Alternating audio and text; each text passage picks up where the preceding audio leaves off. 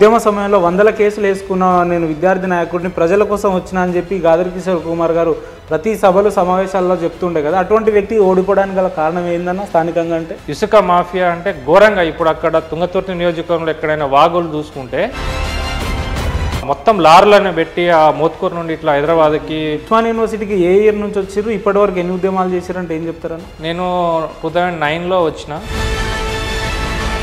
Bhuvanagiri ticket Chamala Kiran Kumar Reddy గారికే ఇవ్వాలని చెప్పి బలంగా ఎక్కడ చూసినా మాట్లాడగలుగుతుండు. ఎక్కడ ఏ సామాజిక మాధ్యమాల్లో చూసినా కనిపిస్తా ఉన్నాడు, ప్రెస్ మీట్లలో చెప్తా ఉన్నాడు. ఆయనకి ఎందుకు టికెట్ ఇవ్వాలంటే యువ నాయకుడు. గత 20 సంవత్సరాల నుండి ఆయన. గతంలో మీకు అవకాశాలు రాకపోవడానికి కారణం ఏంది? ఈసారన్నా అవకాశాలు వచ్చే పరిస్థితులు ఉన్నాయా? గతంలో అవకాశం లేదని ఏం లేదు. కాకపోతే అప్పుడు ఆర్థిక పరిస్థితి ప్రభావం. ఇంకోటి ఏందనంటే బ్రదర్ నమస్తే. ఎలా ఉన్నారన్నా? ఫైన్, బాగున్నా. చాలా రోజుల తర్వాత చూస్తున్నాం మిమ్మల్ని. ఎట్లా అనిపిస్తుంది? ఎట్టకేళ్ళకి 10 ఏళ్ల తర్వాత కాంగ్రెస్ పార్టీ అధికారంలోకి వచ్చింది కదా, ఎట్లా అనిపిస్తుంది అన్న? చాలా హ్యాపీగా ఉంది, చాలా సంతోషంగా ఉంది. అనుకున్నారా ఇటువంటి రోజు వస్తుంది? ఖచ్చితంగా అనుకున్నాం. ఖచ్చితంగా కంపల్సరీ వస్తుంది. ఎందుకు రాదనుకున్నాం? ఖచ్చితంగా వస్తుంది. అంటే కాంగ్రెస్ పార్టీకి ప్రజలు ఓట్లు వేయడానికి కారణం ఏందన్నా? అంటే బీఆర్ఎస్ చేసిన వైఫల్యాలా, లేదంటే కాంగ్రెస్ పార్టీ ఏదో చేస్తుందనే నమ్మకంతో? అంటే కాంగ్రెస్ పార్టీ క్యాడర్ విలేజ్లలో, గ్రామాలలో చాలా బలంగా ఉంది కార్యకర్తల్లో. ఎట్ ద సేమ్ టైం ఏందనంటే ఈ బీఆర్ఎస్ పార్టీలో చేసిన అరాచకాలు, దొర యొక్క విపరీతమైన వికృత చేష్టలు, వీళ్ళ యొక్క అహంకారము, విద్యార్థుల పైన చేసే యొక్క దాడులు కావచ్చు, లేకపోతే వాళ్ళకు విద్యారంగంలో ఇట్లాంటి ఎన్నో వాళ్ళ వైఫల్యాల కారణంగా కూడా కాంగ్రెస్ పార్టీ గతంలో మీరు విద్యార్థి నాయకులు ఉన్న సమయంలో బీఆర్ఎస్ ప్రభుత్వం పట్ల మీకు స్వేచ్ఛ లేదని చెప్పి అనేక సందర్భాల్లో మీరు పోరాడిన సందర్భాలు మనం చూసినాం. ఇప్పుడు కాంగ్రెస్ పార్టీ అధికారంలోకి వచ్చిందా? మీకు అనుకున్న స్వేచ్ఛ మీకు దొరుకుతుందా ఇప్పుడు? అంటే డెఫినెట్లీ ఖచ్చితంగా దొరుకుతుంది స్వేచ్ఛ. ఇప్పుడు ఎవరికైనా ఉంది స్వేచ్ఛ. అప్పుడు అదే టీఆర్ఎస్ గవర్నమెంట్, ఆ గవర్నమెంట్ ఉన్నప్పుడు మాత్రం లేదు. ఎవరైతే బహిరంగంగా వచ్చి బీఆర్ఎస్ వాళ్ళ వైఫల్యాలని ఎవరైతే ఎండగడతారో వాళ్ళ మీద అక్రమమైన కేసులు పెట్టడము, వాళ్ళని బెదిరించడము, లేకపోతే వాళ్ళపైన దాడులు చేయడము, ఇట్లా చూసుకుంటే మా తుంగతుర్తి నియోజకవర్గంలో చాలా దాడులు కూడా జరిగింది. ఎందుకు తుంగతుర్తి నియోజకవర్గంలో గత స్థానిక ఎమ్మెల్యే ఉస్మానియా యూనివర్సిటీ విద్యార్థి నాయకుడే కదా, మరి అటువంటి వ్యక్తి ఇటువంటి దాడులు చేపించగలుగుతాడా? ఇప్పుడు వాళ్ళు స్థానంలో నిలబడాలంటే వాళ్ళు చేసే తప్పుని ఎవరు ఎండగట్టి చూపిస్తే దాడు. ఎందుకంటే వాళ్ళు చెడ్డోళ్ళని సమాజానికి చూపించకుండా ఉండాలంటే చూపించేది ఎవరు? మాలాంటి విద్యావంతులు, లేకపోతే విద్యార్థి నేతలు ఎవరో ఒకరు వచ్చి బయటికి ఎవరైతే సబ్జెక్టుగా ఇట్లా అరాచకాలు జరుగుతున్నాయని అయితే ఎవరైతే పబ్లిక్ కి ముందు చెప్తారో సో వాళ్ళని క్లోజ్ చేయాలి కదా. క్లోజ్ చేస్తేనే వాళ్ళు స్టేబుల్గా ఉండగలుగుతారు అక్కడ. సరే, రాష్ట్రం సంగతి పక్కన పెడితే అసలు తుంగతుర్తి నియోజకవర్గంలో ఉద్యమ సమయంలో వందల కేసులు వేసుకున్న నేను విద్యార్థి నాయకుడిని ప్రజల కోసం వచ్చినా అని చెప్పి గాదర్ కిషోర్ కుమార్ గారు ప్రతి సభలు సమావేశాల్లో చెప్తుండే కదా. అటువంటి వ్యక్తి ఓడిపోవడానికి గల కారణం ఏందన్నా స్థానికంగా అంటే? ఇక్కడ ముఖ్యంగా ఏంటంటే ఇసుక మాఫియా అంటే ఘోరంగా. ఇప్పుడు అక్కడ తుంగతుర్తి నియోజకవర్గంలో ఎక్కడైనా వాగులు చూసుకుంటే మొత్తం నేలమట్టం ఉంటాయి. ఓకే, అసలు ఆ మొత్తం లారీలను పెట్టి ఆ మోత్కూరు నుండి ఇట్లా హైదరాబాద్కి కాళేశ్వరం అని చెప్పేసి ఒక తప్పుడు నివేదిక ఇచ్చి కాళేశ్వరం పేరుతోటి ఉన్న వాగులో ఉన్న ఇసుకలను మొత్తం తవ్వి తీసుకొని పోయారు జేసీబీలతోటి. సో ఇదంతా ప్రజలు గమనిస్తుంది. కేవలం ఇవన్నీ ఆరోపణలే, ఆధారాలు లేవని అంటున్నారు కదా. లేవు, ఇప్పటికెళ్ళి అక్కడ వాగులు చూసినా నీలమట్టం కనపడుతుంది. గతంలో కాంగ్రెస్ ప్రభుత్వంలో ఉమ్మడి ఆంధ్రప్రదేశ్ ఉన్నప్పుడు కూడా ఇంత అరాచకం ఎప్పుడు జరగలేదు, ఇంత దోపిడీకి గురి కాలేదు తుంగతుర్తి నియోజకవర్గం. ముఖ్యంగా ఏంటంటే తెలంగాణ రాష్ట్రంలో అత్యధికంగా దోపిడీకి గురైన ఏకైక నియోజకవర్గం ఏదైనా ఉందంటే అది తుంగతుర్తి నియోజకవర్గం. ఆధారాలతో సహా అక్కడికి ఫీల్డ్ మీదకి తీసుకుపోయినా, ఫీల్డ్ మీదకి వెళ్ళి వీడియోలు చూసి మొత్తం జేసీబీలతోటి ఉన్నాయి. మీరు ఇప్పటికైనా ఎక్కడైనా అక్కడ మోత్కూరు నుండి హైదరాబాద్కి వచ్చే రూట్ చేస్తే ఏ ఒక్క ప్రాంతంలో అక్కడ రోడ్లు అయితే కంప్లీట్ గా కంకర్ ఇలా బయటకు తేలి ఉంటాయి. కనీసం అభివృద్ధి అనే ముచ్చటే లేదు తుంగతుర్తిలో. సరే, ఇసుక మాఫియా బలంగా జరిగింది తుంగతుర్తి మీ నియోజకవర్గంలో అని అంటున్నారు కదా. ఈ ఇసుక మాఫియా మీద గతంలో మీరు పోరాడిన సందర్భాలు ఉన్నాయా? అంటే పోరాడినామంటే చెప్పినాం మేము. అంటే బయటికి విలేకరుల సమావేశంలో కానీ లేకపోతే లోకల్ బాడీస్లో నాయకుల్లో చేయడం కానీ ఇట్లా చెప్పాలని అంటే ఎవరైనా భయపడుతుండే. ఎందుకనంటే ఇవాళ మేము బయటకు వచ్చి చెప్పలేము, చెప్తే మా మీద కేసులు అయితే పైన గవర్నమెంట్ వాళ్ళది ఉన్నది. ఓకే. సో గాదర్ కిషోర్ అంటే అండదండ సూర్యాపేట జిల్లా మొత్తాన్ని ఆయన కనుసంధంలో నడిపించిన వ్యక్తి ఆయన. గతంలో అరాచకాలు చేసి నన్ను అంటున్నారు కదా, ఇప్పుడు మీ ప్రభుత్వం అధికారంలోకి ఉంది. రాబోయే రోజుల్లో గాదర్ కిషోర్ కుమార్ గారి మీద కార్యాచరణలు ఉంటాయా, చర్యలు చేపట్టే అటువంటి ప్రయత్నాలు ఏమైనా ఉంటాయా? అంటే ఖచ్చితంగా దళిత బంధు అత్యంత రాష్ట్రంలోనే అత్యంత ఫ్రాడ్ తుంగతుర్తి నియోజకవర్గంలో జరిగింది. అది చాలా సందర్భాల్లో బయటికి తీసినాం. చాలా ఎమ్మెల్యేగా ఇప్పుడు ఉన్న మందుల స్వామి గారి దృష్టికి కూడా తీసుకెళ్లడం జరిగింది. సో అక్కడికి ఏందనంటే వెనుకబడిన ప్రాంతం అది. ఇప్పటికి కూడా కొన్ని తండాలలో కొన్ని గ్రామాలలో సరైన రోడ్లు లేవు, సరైన లైట్లు లేవు. దళిత బంధు విషయంలో అయితే అన్ని కమిషన్లే. ఓకే. దాన్ని టాస్క్ ఫోర్స్ చేసి ఎవరైతే ఖచ్చితంగా దాని మీద లోతుగా విచారణ జరిగితే మాత్రం ఎవరెవరైతే తప్పు చేసారో వాళ్ళు ఖచ్చితంగా బయటకు వస్తారు. చాలా దళిత బంధు తోటి చాలా మంది కోట్ల రూపాయలు సంపాదించుకున్నారు. అక్కడ తినడానికి తిండి లేనివాడు కూడా కోట్ల రూపాయలు సంపాదించుకున్నారు తిరుమల మండలంలో.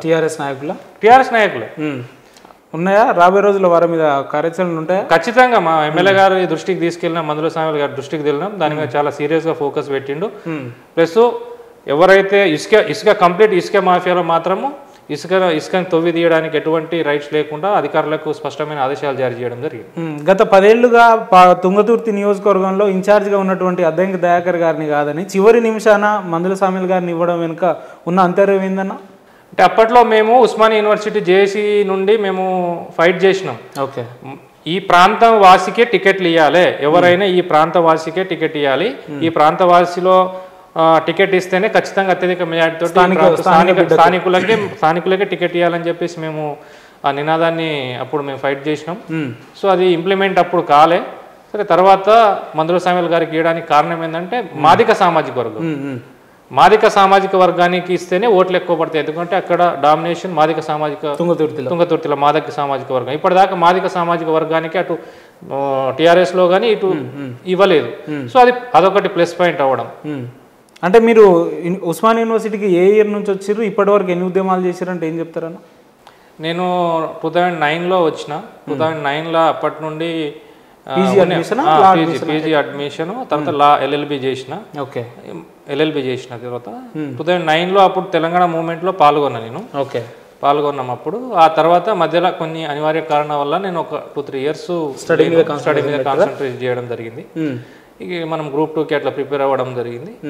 సో అట్లా ఒక 2-3 ఇయర్స్ మాత్రం సీరియస్గా మనం స్టడీస్ మీద కాన్సన్ట్రేషన్ చేసి 2009లో ఒక విద్యార్థిగా వచ్చిన మీరు అసలు పార్టీలోకి రావాలి అని, దట్టు కాంగ్రెస్ పార్టీలోకి రావాలని ఎందుకు అనిపించింది మీకు? అంటే అప్పుడు నేను ఏబీవీపీలో పనిచేస్తుండే యాక్టివ్గా గతంలో అంటే 2009 నుండి కొంచెం ఏబీవీపీలో పనిచేస్తుండే. ఆ తర్వాత ఇతను చాలా యాక్టివ్గా ఉన్నాడు, కొంచెం తెలివి ఉన్నాడు, ఎడ్యుకేటెడ్, కొంచెం కమ్యూనిటీ బ్యాక్గ్రౌండ్ ఉండేది. సో ఇతన్ని మనం చూసి కాంగ్రెస్ పార్టీ అధిష్టానం అప్పుడు వర్కింగ్ ప్రెసిడెంట్ బట్టి విక్రమార్క గారు ఉండే. ఓకే. సో మనకు పిలుపు వచ్చింది. సో అట్లా నాతో పాటు చాలామంది వ్యక్తుల్ని తీసుకెళ్ళి అక్కడ ఆయన చేతుల మీదుగా జాయిన్ అవ్వడం జరిగింది. దాని తర్వాత ఎవరి బ్యాక్ బోన్ ఉంటుండే మీకు పార్టీలో? బట్టి విక్రమార్క గారితోనే ఉంటుండే. అతని ఇక ఆయనే మా గురువు అనుకుని అతనితోనే జర్నీ చేయడం జరిగింది. మదిరలో కూడా అక్కడ ప్రచారం చేయడం జరిగింది. ఇప్పటి వరకు మీరు ఉద్యమాల్లో లేదంటే యూనివర్సిటీ వేదికగా పోరాడిన సందర్భాలలో మీ మీద కేసులైన సంఘటనలు ఏమైనా ఉన్నాయంటే? కేసులు అంటే కేసులు ఏం కాలే, మనం కేసులలో ఏం పోలే మనం. కనీసం ఉద్యమాలలో మాత్రం ఫైట్ చేసినాం. రైట్. మీరు ఇన్నేళ్లుగా నమ్ముకున్న కాంగ్రెస్ పార్టీని ఎట్టకేలకు అధికారంలోకి తీసుకొచ్చారు కదా, రాబోయే రోజుల్లో మీకు తగిన ప్రాధాన్యత పార్టీలో ఉండబోతుందా? అంటే ఖచ్చితంగా. ఇప్పుడు మీరు చూసుకుంటుంటే యువకులకే కాంగ్రెస్ పార్టీ పట్టం కడుగుతుంది. ఇప్పుడు మొన్న చూసుకుంటే బల్మూరి వెంకట్ గారు ఎమ్మెల్సీ యువకుడు, ఆ తర్వాత మన అనిల్ అన్న గారు రాజ్యసభ ఎంపీ ఇచ్చారు యువకుడు. ఇప్పుడు అటు చూస్తుంటే నిన్ననే రిలీజ్ చేసింది Nalgonda MP ticket Raghuveer Reddy. So ఇలా చూసుకుంటే ఇది చెప్పవచ్చు యువకులకి ప్రాధాన్యత. కానీ గత 10 ఏళ్లుగా టీఆర్ఎస్ పార్టీ అధికారంలోకి ఉన్న సందర్భంలో ఉస్మానియా యూనివర్సిటీ నుంచి అనేకమైన నాయకుల్ని, విద్యార్థి నాయకులుగా తయారు చేసిన సంఘటనలు మనం చూసాం. గాదర్ కిషోర్ కుమార్ గారు కావచ్చు, పిడమర్తి రవి కావచ్చు, ఎర్రోళ్ళ శ్రీనివాస్ గారు, ఇలా చెప్పుకుంటూ వెళ్తే గెల్లు శ్రీనివాస్ గారు కాబట్టి ఇలా చెప్పుకుంటూ వెళ్తే వందల సంఖ్యలో ఉన్నారు కదా. ఇప్పుడు మీ పార్టీ అధికారంలోకి ఉంది, యూనివర్సిటీ నుంచి ఇదే రకమైన ఆదరణ పార్టీ తరపున మీకు లభిస్తుందా? అంటే ఖచ్చితంగా నిజాయితీగా ఎవరైతే కాంగ్రెస్ పార్టీ కోసం పనిచేస్తారో ఖచ్చితంగా వాళ్ళ కాంగ్రెస్ పార్టీ గుర్తిస్తుందని నేను బలంగా నమ్ముతా. ఒకానొక సందర్భంలో పార్టీ సిద్ధాంతాలను నమ్మి కాంగ్రెస్ పార్టీలో వచ్చిన నరేంద్ర పవార్ గారు ఈరోజు ఎందుకు భువనగిరి టికెట్ చామల కిరణ్ కుమార్ రెడ్డి గారికే ఇవ్వాలని చెప్పి బలంగా ఎక్కడ చూసినా మాట్లాడగలుగుతుండు, ఎక్కడ ఏ సామాజిక మాధ్యమాల్లో చూసినా కనిపిస్తా ఉన్నాడు, ప్రెస్ మీట్లలో చెప్తా ఉన్నాడు. ఆయనకి ఎందుకు టికెట్ ఇవ్వాలంటే యువ నాయకుడు, గత 20 సంవత్సరాల నుండి ఆయన కాంగ్రెస్ పార్టీ కోసం పనిచేస్తున్న వ్యక్తి. ప్లస్ అతను మేము గతంలో మా నినాదం ఏందనంటే, మా తుంగతుర్తి నియోజకవర్గం సైడ్ ఉన్న మా నినాదం ఏంటంటే స్థానికులే ఇక్కడ పోటీ చేయాలి, పారాచ్యూట్ వ్యక్తులకు ఎవరు వచ్చినా మేము గెలిపియం, అసెంబ్లీ అయినా సరే పార్లమెంట్ అయినా సరే. ఎందుకంటే స్థానికులు ఉన్నప్పుడు వేరే వ్యక్తులను ఎందుకు మా నియోజకవర్గాల్లో పెట్టాలనేసి మేము ఉస్మానియా యూనివర్సిటీ నుండి ఆ నినాదాన్ని మొదటి నుండి మేము దాని మీద మేము పోరాడుతున్నాం. సో శాలిగౌరవరాం మండలం అంటే తుంగతుర్తి నియోజకవర్గంలో శాలిగౌరవరాం మండలం, శాలిగౌరవరాం మండలం నుండి మా ప్రాంతం వాసి అద్భుతమైన నాలెడ్జ్ ఉన్న వ్యక్తి, అద్భుతమైన విజన్ ఉన్న వ్యక్తి చామల కిరణ్ కుమార్ రెడ్డి గారు. ఆయనతో పనిచేసిన ప్రతి వ్యక్తులకు ఒక ఉత్సాహం వస్తుంది, బలమైన ఉత్సాహం వస్తుంది. లీడర్ అంటే ఇలా ఉండాలి, ఆయనను చూసి మనం చాలా నేర్చుకోవాలి అనే ఒక కాన్సెప్ట్ మనలో ఆటోమేటిక్ వచ్చేస్తుంది. అంత అద్భుతమైన యాక్టివ్గా పనిచేయగలుగుతారు. కాంగ్రెస్ పార్టీలో ఆయనకు సరితూగ నాయకులు ఎవరు లేరా అంటే భువనగిరి నియోజకవర్గం తప్పకుండా ఆయనకంటే సరితూగ నాయకుడు అయితే ఎవరు లేరు, 100% చెప్పగలరు. ఎందుకు అట్లా చెప్తున్నారు? ఎందుకు వేరే ఇతర నాయకులు కూడా ఉండొచ్చు కదా, సీనియర్ నాయకులు ఉండడం వేరు. అంటే ఇప్పుడు అక్కడ సీనియర్ అంటే గతంలో భువనగిరి పార్లమెంట్ నుండి వహించింది ఎవరు? రాజగోపాల్ రెడ్డి వాళ్ళు, కోమటిరెడ్డి వాళ్ళ కుటుంబం. సో వాళ్ళు అద్భుతమైన ప్రజలకు సేవ చేసే విషయంలో వాళ్ళకి సాటి లేరు. వాళ్ళు ఏ పేదవర్గాన్ని ఎక్కడైనా చూసినా వాళ్ళ పేరు ఉంటుంది. వాళ్ళిద్దరూ అద్భుతమైన లీడర్, వాళ్ళు చాలా సేవ చేయగల గొప్ప నాయకులు. దానికి 100% ఒప్పుకుంటాం మేము, అందులో ఎటువంటి డౌట్ లేదు. అయితే ఇప్పుడు ఎక్కడైతే భువనగిరి పార్లమెంట్లో ఎంపీగా ఉన్న కోమటిరెడ్డి గారు నల్గొండ నుండి ఎమ్మెల్యేగా గెలిచి మినిస్టర్గా ఉన్నారు. మునుగోడు నుండి రాజగోపాల్ రెడ్డి గారు ఎమ్మెల్యేగా ఉన్నారు. సో అక్కడ స్థానాన్ని సమర్థంగా భర్తీ చేయగలగ ఏకైక వ్యక్తి ఎవరైనా ఉన్నారంటే అది చామల కిరణ్ కుమార్ రెడ్డి. చామల కిరణ్ కుమార్ రెడ్డి గారిని మీరు ఎంపీగా ఉండాలని మీరు కోరుతున్నప్పటికీ ఆయన రేవంత్ రెడ్డికి అత్యంత సన్నిహితుడని చెప్పి, రేవంత్ రెడ్డి గారికి బినామీగా ఉన్నాడు కాబట్టి ఆయనకి ఇచ్చే అవకాశం ఉంది, ఇటువంటి వాళ్ళని మేము ఒప్పబోమని మీ పార్టీ నాయకులు ఎవరైతే చాలా మంది యాంటీగా మాట్లాడుతున్నారు కదా, అది తప్పుడు సంకేతం. అదే నిజమైతే తుంగతుర్తి నియోజకవర్గంలో మరి అద్దంకి దయాకర్ రేవంత్ రెడ్డి గారి వర్గం అని చెప్పేసి ఆయనకి టికెట్ వార్తలు వచ్చినాయి. అదే పటేల్ రమేష్ రెడ్డి గారు కూడా రేవంత్ రెడ్డికి చిన్ననాటి వాళ్ళిద్దరు క్లాస్మేట్ అది అనుకున్నారు. అది కాదు, ఇప్పుడు నిన్న తీసుకుంటే నల్గొండలో ఎంపీగా పటేల్ రమేష్ రెడ్డి గారిని నియమించాలని చెప్పేసి అని సోషల్ మీడియాలో అంటే అదొక నినాదం వచ్చింది. కానీ ఎక్కడ జానారెడ్డి కుమార్ గారు అంటే నిజంగా రేవంత్ రెడ్డి గారి సన్నిహితునికి నిజంగా వాళ్ళకే టికెట్లు ఇవ్వాలనుకుంటే వీళ్ళందరికీ టికెట్ కేటాయించగలగాలి కదా, అది తప్పుడు సంకేతం. అది ఏదైతే ఎవరైతే నిజాయితీగా పనిచేస్తారో, ఎవరైతే పార్టీ కోసం ఎవరైతే కష్టపడతారో నిజంగా అలాంటి వారిని అధిష్టానం గుర్తించి టికెట్ ఇస్తుంది. కానీ రేవంత్ రెడ్డి గారి సన్నిహితులకే టికెట్ ఇస్తుంది అనేది అది అవాస్తవం, తప్పుడు సంకేతం. అది అన్న మీరు పార్టీలో జాయిన్ అయినప్పటి నుంచి కూడా ముఖ్యంగా మీ నియోజకవర్గాన్ని బేస్ చేసుకొని మీ తిరుమలగిరి మన మున్సిపాలిటీని బేస్ చేసుకొని అక్కడ నుంచి మీరు నిలబడాలి, కౌన్సిలర్గా గెలవాలనే ఒక నినాదంతో మీరు వెళ్తున్నారు కదా, గతంలో మీకు అవకాశాలు రాకపోవడానికి కారణం ఏంది? ఈసారన్నా అవకాశాలు వచ్చే పరిస్థితులు ఉన్నాయా? గతంలో అవకాశం లేదని ఏం లేదు. అప్పుడు పార్టీ నాకు నిలబడమని చెప్పింది, కాకపోతే అప్పుడు ఆర్థిక పరిస్థితి ప్రభావం, ఇంకోటి ఏంటంటే అక్కడున్న ఎమ్మెల్యే గారికి అయినా టీఆర్ఎస్ వాళ్ళకు నా మీద బలంగా వాళ్ళకు వ్యతిరేకం ఉంటుండే. ఇలాంటి ఎందుకంటే ఉస్మానియా యూనివర్సిటీ ఉద్యమ నేపథ్యం ఉన్న ఒక లీడర్, ఒక వ్యక్తి ఇక్కడికి వచ్చి స్థిరపడితే మనం చేసే అవినీతి అన్నిటిని ప్రశ్నిస్తాడు, ప్రజల్లో చైతన్యం తెస్తాడు, మనకంటే ఎక్కువ సర్వీస్ చేయగలుగుతాడు. ఎందుకు ఆయనతోటి చదువుకొని ఆయనలాగా ఒక ఉస్మానియా యూనివర్సిటీ విద్యార్థులు నాయకులుగా ఎదిగితే గాదర్ కిషోర్ ఓర్వలేడంటారా? ఓర్వలేరు అనేది పక్కన పెడితే ఏంటంటే అది ఎవరికైనా లీడర్గా ఉన్న వాళ్ళు ఏంటంటే తనని మించిన వాళ్ళు ఎవరు ఉండకూడదు అనేది అక్కడ లోకల్లో ఉన్న లీడర్లకు కూడా ఉంటుంది, ప్లస్ పై వాళ్ళకు కూడా ఉంటుంది. ఎందుకనంటే ప్రజలు ఎవరైతే మనం నిజాయితీగా పనిచేస్తామో వాళ్ళకెళ్ళి ప్రజలు మనకెళ్ళి చూస్తారు. కాబట్టి వాళ్ళందరికంటే ఎనీ టైం మనకు ఏదైనా ప్రాబ్లం వచ్చిందని ఫోన్ చేస్తే మేము ఎనీ టైం రెస్పాండ్ అయ్యే వ్యక్తిని నేను. కాబట్టి ఎందుకంటే ఈ వ్యక్తి ఇక్కడ ఉంటే ఏంటంటే వాళ్ళకి ఫ్రీడమ్ ఉండదు. ఓకే, ఏదైనా ప్రశ్నిస్తాడు, సో మనకు ఫ్రీడమ్ ఉండదు అని చెప్పేసి వాళ్ళు అధికారంలో ఉన్నప్పుడు ఏదైనా చేయగలుగుతారు అక్కడ అనేసి, సరే భవిష్యత్తులో చూద్దాం అన్నట్టుగా నేను అక్కడ ఉన్న వ్యక్తిని ఒకరిని పెట్టించి, సో అది కూడా చెప్పడం జరిగింది. వాళ్ళు నువ్వు యూనివర్సిటీ నరేంద్ర పవార్ అనే వ్యక్తి నీలో నిజంగా పవర్ ఉంటే గెలిపించి చూడు అని చెప్పేసి నాకు సవాల్ ఇస్తారు. ఒక వ్యక్తిని పెట్టినావు, ఆ వ్యక్తిని నువ్వు గెలిపిస్తే నువ్వు నిజంగా నువ్వు లీడర్వి, లేకపోతే నువ్వు ఏడబడినావు అని చెప్పేసి నాకు చాలా విమర్శలు చేయడం జరిగింది, చాలా ఎగతాళి చేయడం కూడా జరిగింది. సో నేను అప్పుడు మౌనంగా స్వీకరించిన. అప్పుడు నేను వారితో ఎటువంటి విభేదాలు ఏం మాట్లాడలే. నేను గెలిపించి చూపించాలి, అప్పుడు మాకు కూడా పార్టీ అధికారంలో లేదు, మమ్మల్ని అక్కడ పట్టించుకునే నాదుడు కూడా లేదు. తుంగతుర్తి నియోజకవర్గంలో క్యాడర్ లేదు, అంటే కార్యకర్తల్లో ఉన్నది బలం ఉన్నది కానీ ఒక నాయకుడు లేడు. ఏ కార్యకర్తకి ఏదైనా చిన్న కష్టం వచ్చిందంటే నేనున్నా అంటూ పరిగెత్తుకొని అద్దంకి దయాకర్ గారు హైదరాబాద్ లోనే ఎక్కువ ఉండడం, అక్కడ పట్టించుకోకపోవడం ఇవన్నీ జరుగుతుంది. అవునవును. సో దానివల్ల అక్కడ మీరు ఓడిపోయారా గతంలో? లేదు, గెలిపించిన నేను.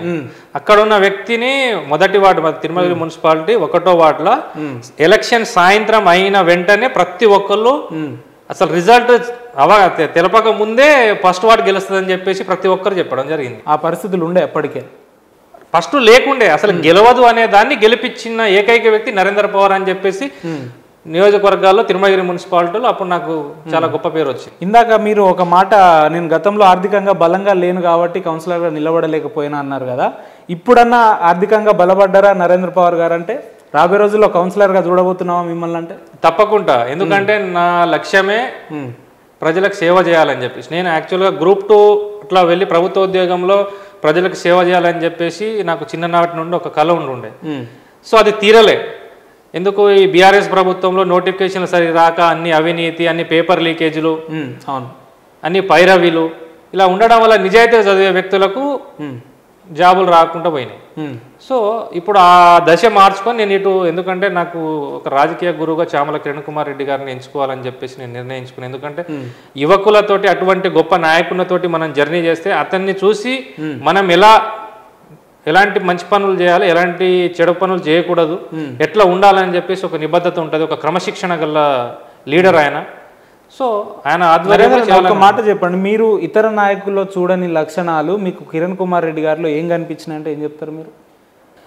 సమస్య ఉంది అని అంటే ఏ రాత్రి అయినా సరే రెస్పాండ్ అవుతాడు.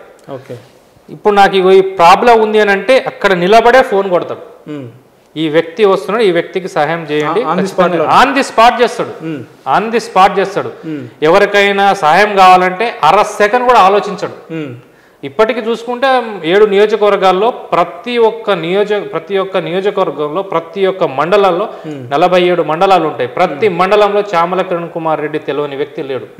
అంటే ఆ స్టెపబుల్ గా క్యాడర్ ని గెలుస్తాడా? ఒకవేళ పార్టీ అవకాశం ఇస్తే 100% గెలుస్తాడు. అంత నమ్మకంగా ఎట్లా చెప్తున్నారు? ఎందుకంటే నేను ఆ ప్రాంత వాసిని కాబట్టి అక్కడ ఉన్న పరిస్థితిని బట్టి, అక్కడ ఉన్న సర్వేని బట్టి ఎవరు ఏం మాట్లాడుతూ, ఎవరైతే కేపబుల్ ఉన్నారో, ఎవరికి ఎంత విజన్ ఉన్నదనేది చూస్తారు పబ్లిక్ కూడా.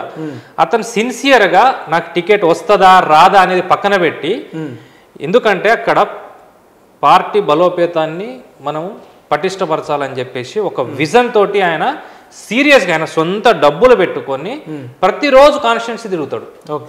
7 నియోజకవర్గాల్లో ప్రతి ఒక్క కార్యకర్తలతో ఆయనకు అన్ని కార్యక్రమాలు చేస్తారు. ఎన్నో సహాయాలు చేసిండు. మొన్న చూసుకుంటే ఆలేరు నియోజకవర్గంలో అప్పుడు స్త్రీలకు మిషన్లు పంచేయడం, ఇవన్నీ మిషన్లు ఆయన సొంతంగా ఆయన సొంత పైసలతోటి ఖర్చు చేస్తాడు.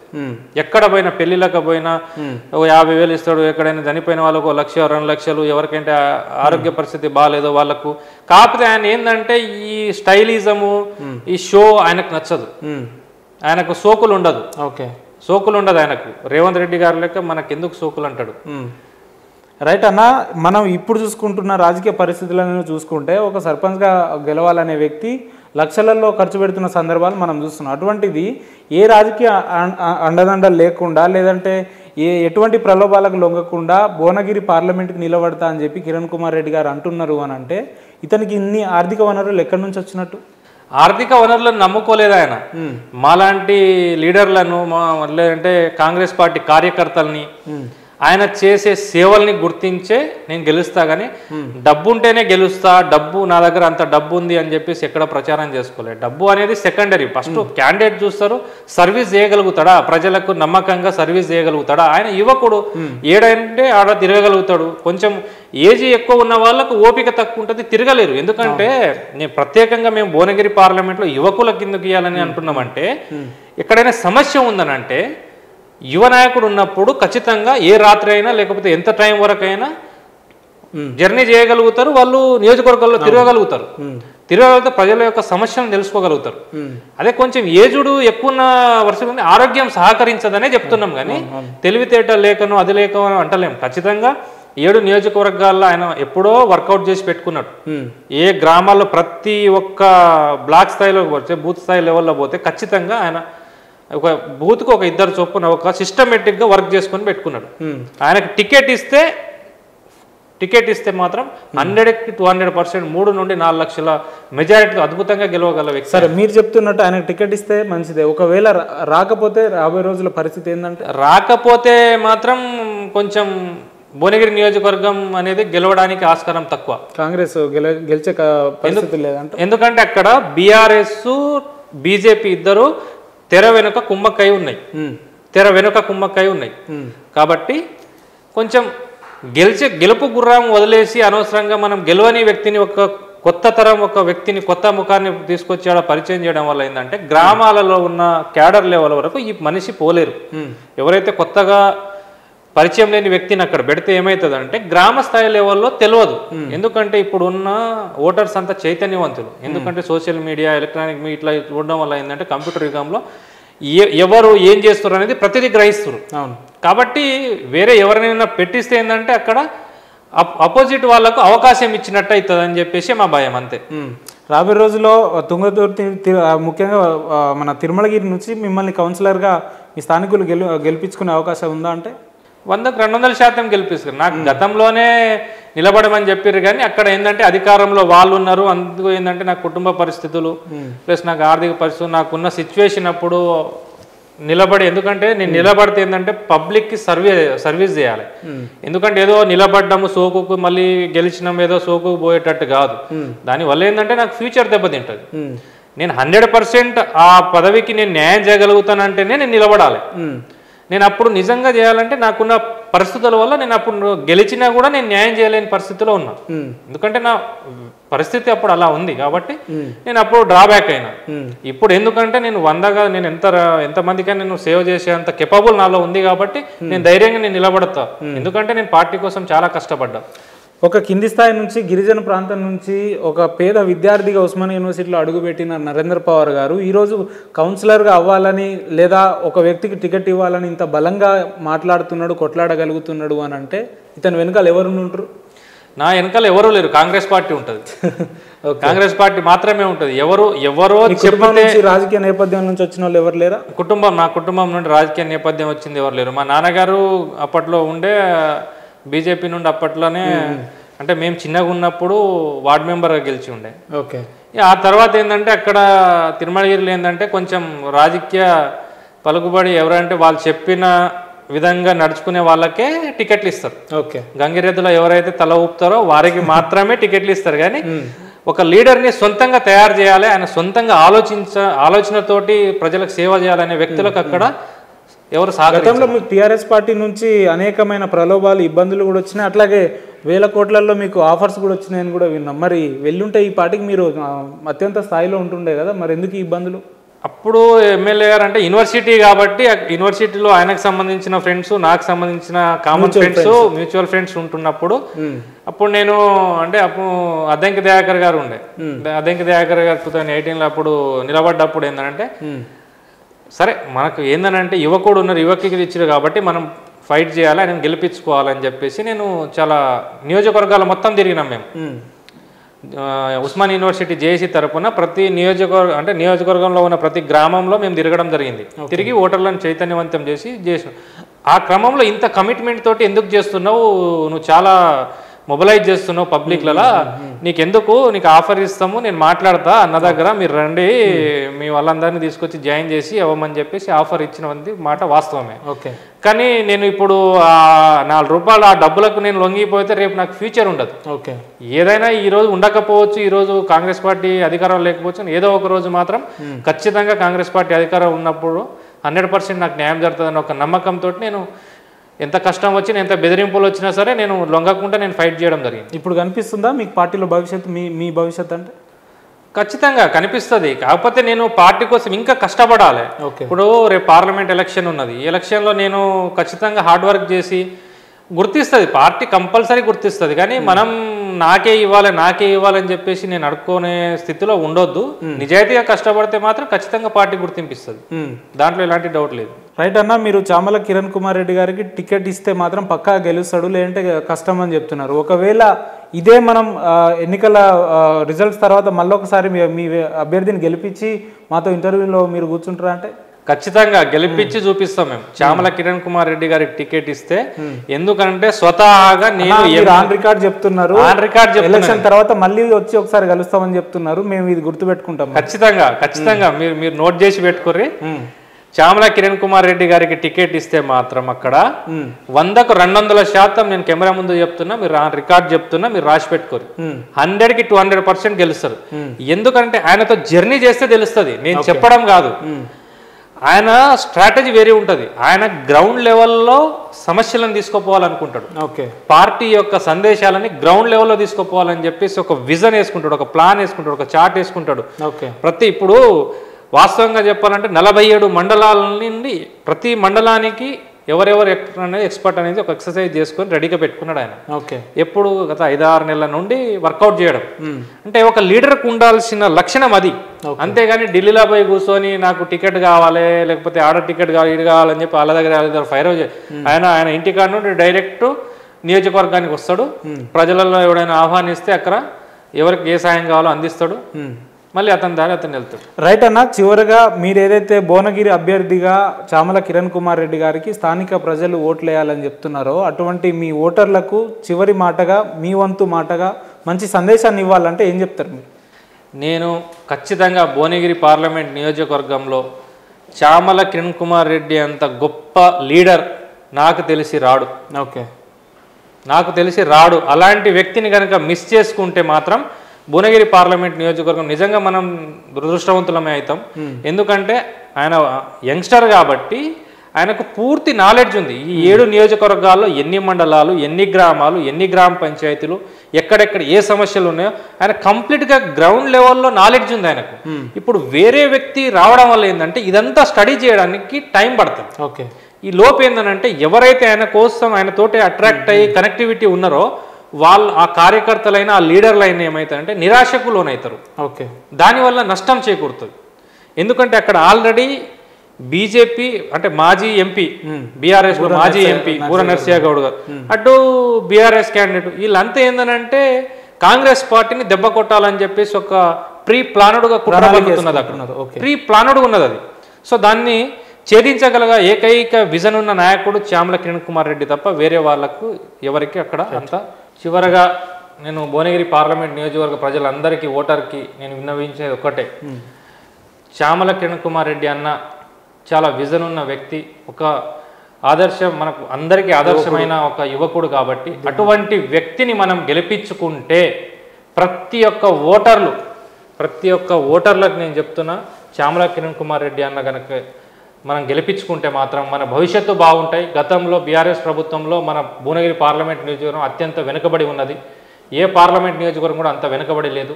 ఏ గ్రామాల్లో కూడా ఎంపీ నిధులు రాలేదు, ఏ గ్రామాలలో కూడా సరైన వసతులు లేవని చెప్పేసి మేము నియోజకవర్గాలు మొత్తం తిరిగి నేను ప్రాక్టికల్గా చూసిన. ప్రతి తండాలో, ప్రతి గ్రామంలో అసలు కనీస నీటి వసతులు కూడా లేదు. సో కంపల్సరీ చెప్తున్నా, చామల కిరణ్ కుమార్ రెడ్డి అన్న గారికి టికెట్ ఇచ్చినప్పుడు కంపల్సరీ మనం గెలిపించుకోవాలని చెప్పేసి నేను ఓటర్ని. నా పేరు నరేందర్ పవార్, తుంగతుర్తి నియోజకవర్గం, కాంగ్రెస్ పార్టీ రాష్ట్ర నాయకులు, ఓఈజేఏసీ నేత, ఉస్మానియా యూనివర్సిటీ. రైట్ నరేందర్ అన్న, ఇంత విలువైన సమయాన్ని మీరు మాతో పంచుకున్నందుకు మీకు ప్రత్యేక ధన్యవాదాలు. మీరు చెప్తున్నట్టు రాబోయే రోజుల్లో ఇది మీరు చెప్తున్న ఏదైతే కిరణ్ కుమార్ రెడ్డి గారిని గెలిపించిన తర్వాత ఒకసారి మనం మళ్ళీ కలుద్దామని చెప్పి ఈ సందర్భంగా మీకు చెప్తున్నాను. థ్యాంక్ యూ అన్న, thank you so much. Thank you.